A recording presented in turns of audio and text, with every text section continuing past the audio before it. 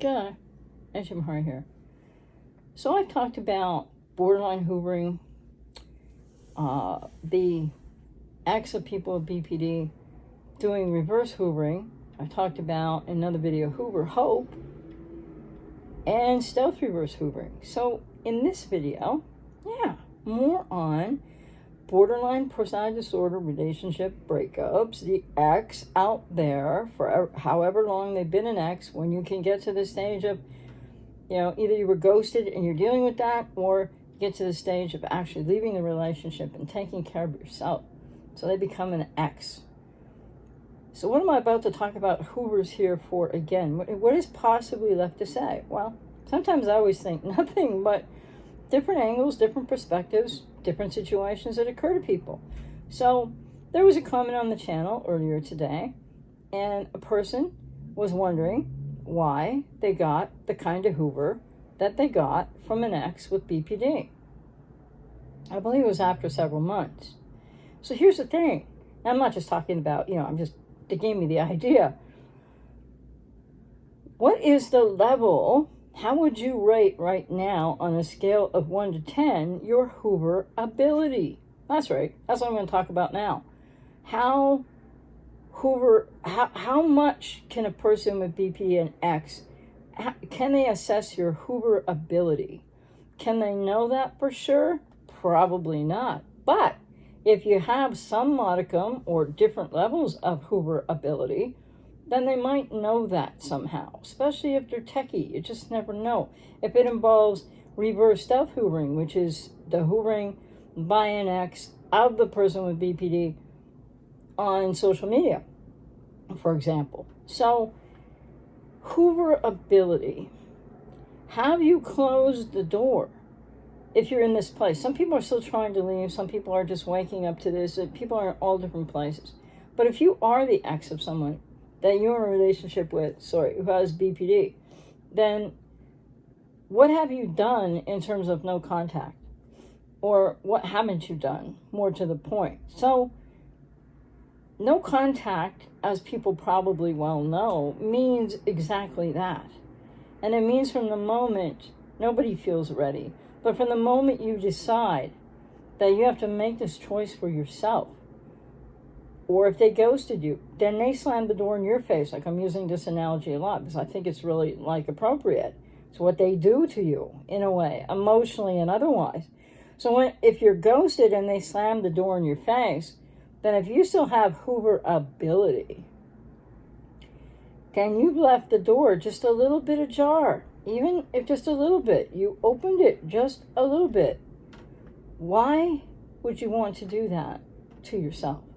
Now, as I say that, I realize how unbelievably compelling and painful these situations are in the beginning for people, and maybe even for months to a year or more for some people. That trying to maintain no contact is very, very difficult, challenging, and sometimes, there's many Hoovers, reverse Hoovers, and some on and off and some cycling around that way with your ex with BPD and them and you.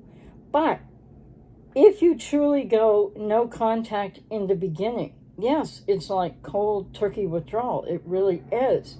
And you have my empathy. I know this isn't easy. But that's what's really required, because if you maintain any Hoover ability, they're likely going to find the way. Now, just want to state again, not every person with BPD is going to Hoover you. Depending on relationship breakup, which is usually a relational rupture, the person who's in a relationship with the person with BPD decides they have to go because the pain just gets to be way too much, and that scale tips, right? Or you get ghosted.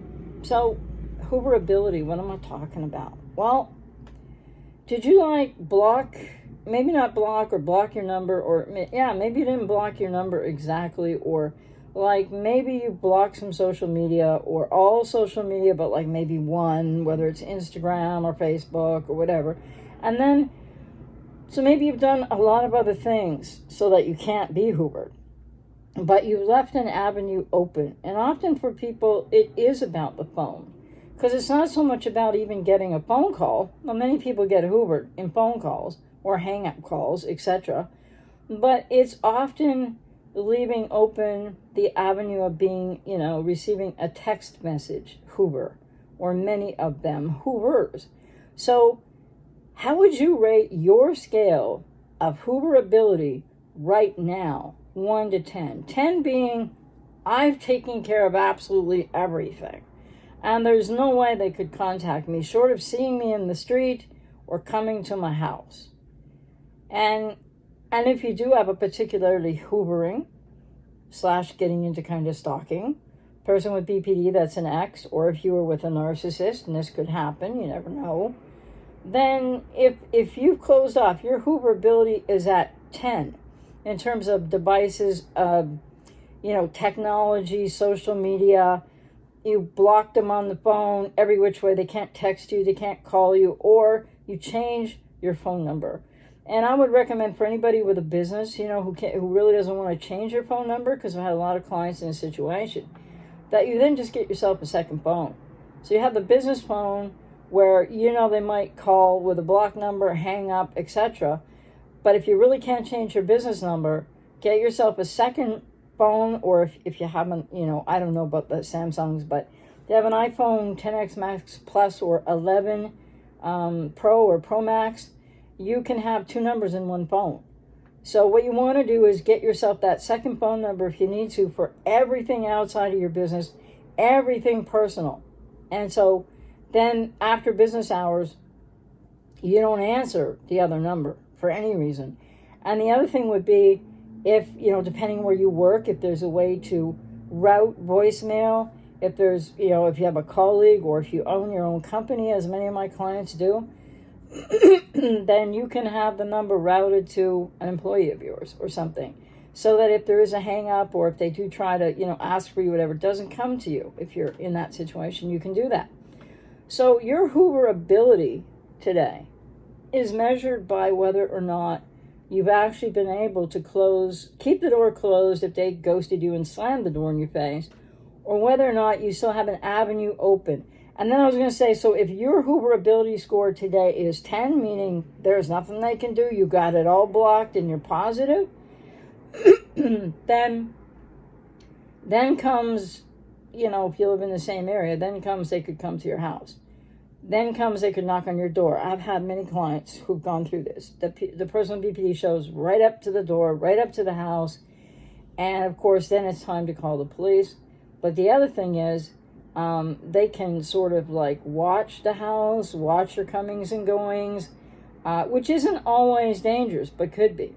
So then I would advise people that to get truly the score of 10 on my created here hooverability assessment, you would then want to make sure that you have security cameras around your house. Why? Well, in case they come and they knock or they hang around or whatever, you want every angle covered within reason, because documentation. Because some people with BPD will not stop until the police and the law stop them, and you need to have the documentation. So that's also perhaps in some cases really what's needed for a score of 10, meaning, your score of 10 on a hooverability scale, you really have blocked all the avenues humanly possible, with added security cameras around your house, if you live in a house, so that if they do come by, and if they do hang around, or they knock on the door, or they come around when you're not around, or any of that kind of stuff, you'll have it to document, to call the police. And the thing is, if you get hoovered that way, which you can only just do your best, right? It's not that you're staying in a place on the scale of hooverability. You've done everything. You're at a score of 10 on that assessment scale that I'm just being creative with here. It's my original, actually. It doesn't exist out there.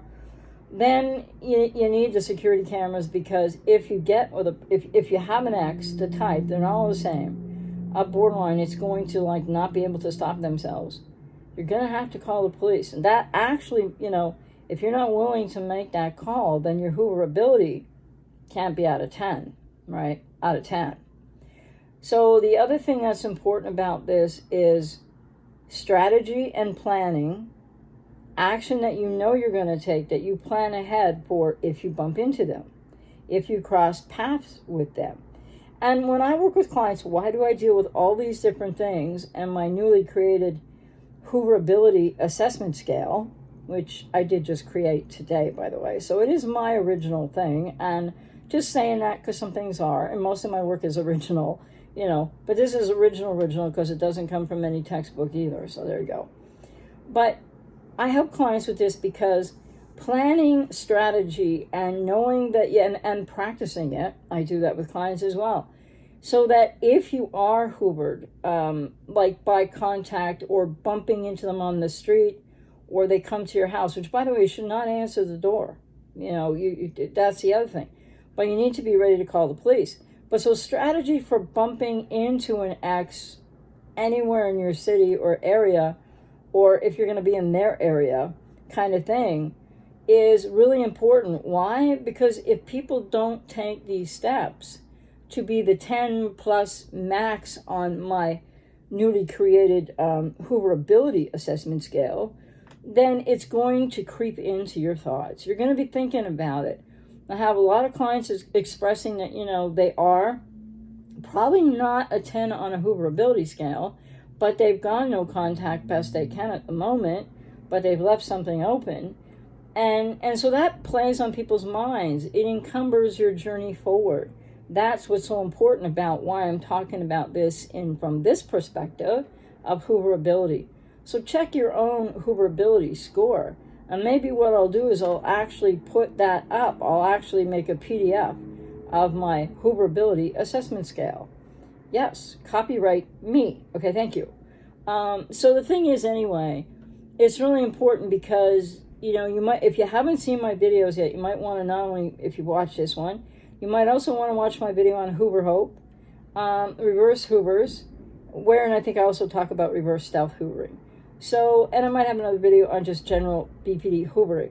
So they don't all Hoover, but this is something that really derails people's best efforts to take care of themselves. When clients are working with me, I don't judge. I have empathy. I work with clients who don't get to a 10 on the Hooverability assessment scale. My thing there. But so maybe even in the work over the course, and everybody's the time I work with them is different, but over the course of months or a year or a little bit more, when I'm working with someone with codependency after these kind of relationships and trying to really work out, how you can move forward in no contact and growing and all the other moving pieces of that recovery and that healing, the point is that many clients get hoovered, many clients don't have, they're like a 3 or a 4 on my Hooverability assessment scale, and therefore they are open to lots of hoovering, etc. And many of them get hoovered. And right in the middle of therapy and the work we're doing, they'll go back around the circle again, or they'll go to the next person too quickly, dating, and find another cluster B. That's all, it's not okay for people in their journey, but it happens. And so I work with people in that area too. And I just want to tack on at the end here to say, if you're somebody who's still in the relationship with a person with BPD or NPD or comorbidity both, and you're not sure what it is, and if it's really, really you feel like someone said in a live stream last night, like this person, worrying about them and overgiving and caring about them, even though they continue to ruin your life and help you, they're taking yourself out of you. You're losing yourself to all this. But if they feel like this potion, this sort of fix for you that you can't live without, and you can't get out of the relationship, I just want you to know I'm out here to work with clients to help strategize, help work through issues that are blocking people from even getting out of the relationship to get to the no contact struggle of whereabouts are you going to be on that Hooverability scale. So I hope that was helpful today. It may sound silly, and yet I think it's really applicable. And I would just again say, this is my own original work and creation, so I don't expect to see it on another YouTube channel or blog anywhere without attribution. Thank you very much, and I hope that was helpful. Take care now.